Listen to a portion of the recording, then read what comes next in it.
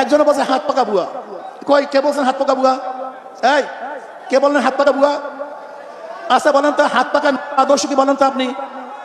ভাই এই জাহেল, যে বলছেন হাত পাকা বুয়া, আপনি বলেন ইসলামের হাত পাকার নীতি আদর্শ কি বলেন তো? বলেন তো। মুফতি সৈয়দ মোহাম্মদ ফয়জুল করিম বলেন। এর জন্যই বলছি আমাদের দেশের সবচেয়ে বড় সমস্যা হলো জাহলাত। নিশ্চয়ই আপনার কথা একটা আমাদের দেশের বড় সমস্যা জাহলাত, আপনারা আসলে না জানা। সাম্যের দেশ গড়তে চান, নিশ্চয়ই এটা উত্তর ইসলামী আন্দোলন হাত পাকা বুয়া হবে কেন? আমরা একটু এই রক্তের মধ্যে এক ফোঁটা হারাম নাই, তোমরা যাদের পেছনে আছে তার রক্ত হারাম ভরা। আপনার কাছে আমরা এই রক্তের মধ্যে হারাম নাই, বাবার রক্তে হারাম নাই, দাদার রক্তে হারাম নাই। আর তোমরা যারা রাজনীতি করো, যারা রাজনীতির সাথে জড়িত আছে, যারা যেখানে যাও, প্রত্যেকের আপ টু টাউন সব হারামে ভরা। এখন বলেন তো আমি বুয়া না কে বুয়া? আমাকে বলেন।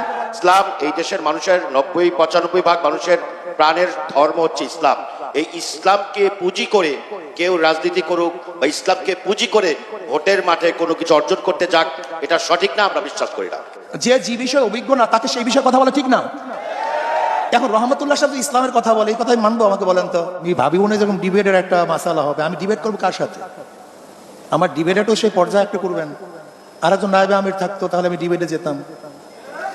এখানে ব্যাপারটা হয়েছে আপনারা একজন এখানে ডিবেটের জন্য আমাকে ডাকছেন, আসলে মনে হয় এরকম। কিন্তু আমরা তো আপনাদের কথাগুলো নাও নাও, এখানে ঘটনা হয়েছে আমার আরেকজন ক্যান্ডিডেট থাকতো, আরেকজন ক্যান্ডিডেট থাকতো, আমি তার সাথে কথা বলতাম। সরার ভাই থাকতো, তার সাথে কথা। সর্বজনের শ্রদ্ধেয় ব্যক্তি হিসেবে সবাই তো আপনার কথা শুনতে চায়। আপনি এখানে ডিবেটে আমাকে ডাকবেন, কার সাথে ডিবেটে ডাকবেন? আমি কার সাথে ডিবেট হবে? এই চুপ করেন।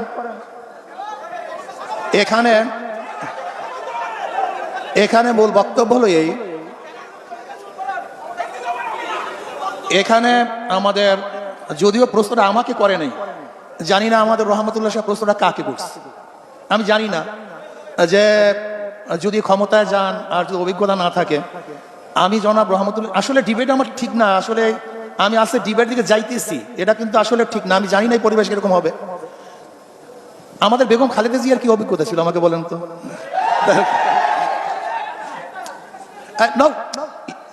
দেখেন ভাই, আমরা না করি কথা শুনে, আমরা সবাই খালি আমাদের বাংলাদেশের সমাজকে খালি হাততালি দিতেই থাকি, হ্যাঁ না বলতেই থাকি।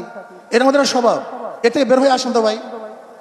যদি আমার ভুল হয়, আমার দলের লোক আমাকে ভুল বলেন, যেটা ভুল বলছেন, এই মেজাজ করেন। যদি আমিও ভুল করি, আমার মেজাজ, আমার দলের লোক বলেন যেটা ভুল, এই মেজাজ করেন। আর আমার শত্রু যদি সঠিক বলে, তাকে বলেন এটা সঠিক কথা বলে, এই মেজাজ করেন আপনারা। কিন্তু আমাদের মতো অবস্থাটা কি, আমাদের দলের লোক যদি খারাপ বলে এটাও ঠিক, আর ভালো বললেও ঠিক না অন্য দলে। এইটা কেন ভাই? এর রেওয়াজ হয়ে গেছে। যেমন আমি জনাব রহমতুল্লাহ সাহেবকে যদি বলি যে খালেদা জিয়ার অভিজ্ঞতাটা কি ছিল, সে তো গৃহিণী ছিল, সে তো কোনোদিন রাজনীতিও করেনি। আমরা দেখি নাই জিয়াউর রহমান সাহেবের সাথে সে রাজনীতি অংশগ্রহণ করেছে। যদি তিনি একজন দেশের প্রধান হতে পারেন, আমি মনে করি আমাদের দেশের উপজেলার যারা দায়িত্বশীল তারাও দেশ পরিচালনা করতে পারবে, কোনো সমস্যা নেই। এরপর আসুন ভাই, কথা না বলি, কথা শেষ করতে দেন, কথা শেষ করতে দেন। যদি আমার কথা প্রশ্নের এগেনিস্টে পৌঁছলো, সমস্যা কি বলবেন, সেটা সমস্যা কি? এরপর আসুন ইসলামকে ব্যবহার করা। অ্যাকচুয়ালি ইসলাম অনুযায়ী চলার, ইসলামকে ব্যবহার করা, দুটোর মধ্যে পার্থক্য আছে। যেমন এক ব্যক্তি হামেশাই টুপি পরে, এটা তার অভ্যাস। আর একটা হলো স্বার্থের জন্য টুপি পরে, এই দুই টুপি কিন্তু এক টুপি না। কেউ হামেশা নামাজ পড়ে আর কেউ নির্বাচনে নামাজ পড়ে, এই দুই নামাজ কিন্তু এক নামাজ না। কেউ সবসময় শরিয়াত অনুযায়ী চলে আর কেউ নির্বাচনের সময় ইসলাম হুকুমাত অনুযায়ী চালাবে, মদিনা সনদে চালাবে, এই দুই সনদ এক সনদ না। দেখেন আমরা কিন্তু সবসময় ইসলাম অনুযায়ী চলার চেষ্টা করি। 92% মুসলমান ইসলামের বাইরে যাবে কেন? আজকে ডেমোক্রেসি আনবেন কেন? ডেমোক্রেসি কি এটা মদিনাওয়ালাদের? ডেমোক্রেসি কোথা থেকে আসছে? সোশ্যালিজম কি মদিনাওয়ালা? ক্যাপিটালিজম কি মদিনাওয়ালা? সেকুলারিজম কি মদিনাওয়ালা? আপনি বলেন Socrates, Plato, Aristotle, Montesquieu, Locke, Rousseau, যে নীতি আদর্শ বাস্তবায়ন কিন্তু মদিনাওয়ালা। আমি একজন মুসলমান হয়ে ইসলামের বাহিরে যাব কেন? এটা প্রথম প্রশ্ন। দ্বিতীয় প্রশ্ন হলো এই, ইসলামের মধ্যে যদি বৌদ্ধ, হিন্দু, খ্রিস্টান, বিজাতি সমস্ত জাতিদের কল্যাণের কোনো নিয়ম কারণ না থাকতো, তাহলে প্রশ্ন তুলতে পারতেন যে ইসলাম হুকুমাত হলে হিন্দুদের অবস্থাটা কি হবে, খ্রিস্টানদের অবস্থাটা কি হবে, ইহুদিদের অবস্থাটা কি হবে। ইসলামের মধ্যে যদি সকল ধর্মের, সকল মতের মানুষের চলার সাম্য, মানবিক মর্যাদা, সামাজিক ন্যায় বিচার প্রতিষ্ঠিত করার আইন নিয়ম থাকে, তাহলে আপনি ইহুদিদের কাছে আইন ধারা গেলেন কেন? ব্রিটিশে গেছেন কেন? আমি আমেরিকায় গেছেন কেন, ভারতে অত্যন্ত গেছেন কেন? দারুণভাবে আমরা পর্যবেক্ষণ তুলে জানতে চাই সেই সাম্যের ধারাটা আসুক এবং সবাই শান্তিতে বসবাস করে দিন শেষে আমরা সবাই যেটা নাগরিক। বলতেছি, আমি যেটা বলতেছিলাম, দেখেন ইসলামী ফোবিয়া, ইসলামী ফোবিয়া ইসলাম সম্পর্কে অজ্ঞতা আমাদের মূর্খ বানিয়ে দিয়েছে। আমি দেখছি হাজারো বড় বড় লিডার যাদের ইসলামের মূর্খতা কোন পর্যায়ে পৌঁছছে আমি চিন্তাও করতে পারবেন না, চিন্তাও করতে পারবেন না, ইসলাম সম্পর্কে জানিই না, যারা ইসলামের ব্যাখ্যা জানে না, ইমানের ব্যাখ্যা জানে না, শরিয়াতের ব্যাখ্যা জানে না, এরা যদি ইসলাম সম্পর্কে কথা বলে তাহলে পাগলে তো হাসবে। যে বিষয়ে অভিজ্ঞ না তাকে সেই বিষয়ে কথা বলে ঠিক না?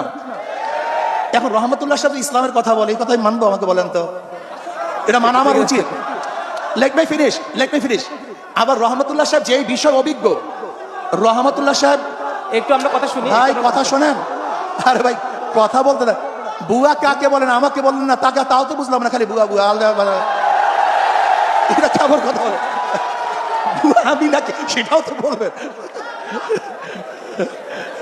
প্লিজ বলুন। হ্যাঁ, আচ্ছা শোনেন, একজনে বলছে হাত পাকা বুয়া, কই কে বলছেন হাত পাকা বুয়া? এই কে বললেন হাত পাকা বুয়া? আচ্ছা বলেন তো হাত পাকা আদর্শ কি বলেন তো আপনি? ভাই এই জাহেল, যে বলছেন হাত পাকা বুয়া, আপনি বলেন ইসলামের হাত পাকার নীতি আদর্শ কি বলেন তো? বলেন তো, মুফতি সৈয়দ মোহাম্মদ ফয়জুল করিম বলেন। এর জন্যই বলছি আমাদের দেশের সবচেয়ে বড় সমস্যা হলো জাহলাত। নিশ্চয়ই আপনার কথা একটা আমাদের দেশের বড় সমস্যা জাহলাত, আপনারা আসলে না জানা। সাম্যের দেশ করতে চান, নিশ্চয়ই এটা অত্যন্ত ইসলামী দারুণ আন্দোলন হাত পাকা বুয়া হবে কেন? আমরা একটু এই রক্তের মধ্যে এখনো হারাম নাই, তোমরা যাদের পেছনে আছে তার রক্ত হারাম ভরা। অত্যন্ত ধন্যবাদ।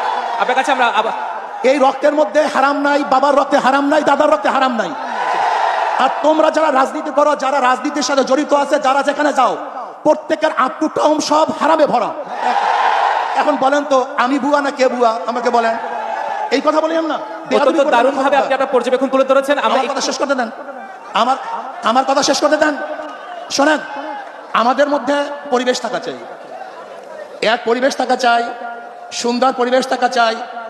যাদের উত্থান গুন্ডামি, যাদের পরিচয় গুন্ডামি, যাদের পরিচয় মাস্তানি, যেই লিডারদের উত্থান পরিচয় একমাত্র গুন্ডামি মাস্তানি, এখন যদি আমরা তাদের দল করে ভুয়া না হই, আর যাদের কলঙ্ক বলতে কিছু নাই তারা সব ভুয়া হয়ে যাবে। যাই কথা এটা না, আমাদের কথা হলো প্রত্যেকের আদর্শ থাকবে, নীতি থাকবে। নিশ্চয়ই আমরা দেশটাকে করতে চাই, নিশ্চয়ই আমরা দেশটাকে গড়তে চাই।